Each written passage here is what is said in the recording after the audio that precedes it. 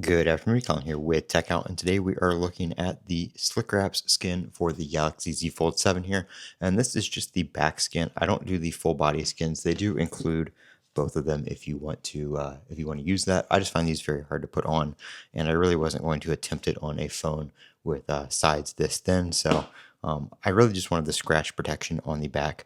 If you guys remember last week I made a video showing my Z Fold 7 had scratched. I guess it was 2 weeks ago now, that my Z Fold 7 had scratched just after one day in my pocket right here on the glass.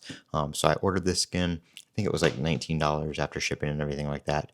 And of course, you do get two if you want to put the other one on at a later date. But everything went on very smoothly. There's no bubbles, no peeling, nothing like that. It lined up very easily, as you guys can see. Camera is perfect. The flash is perfect. It's not sticking over, and it's very even. The flash actually being separate over there made that very easy to line up because you can line up the camera ring and then you can line up the hole for the flash, and it just makes it very easy to make sure you're fully lined up on both directions. And then I just put the bottom half on after that, and it went on very well. This is the matte black color. They do have different colors and different designs you can check out.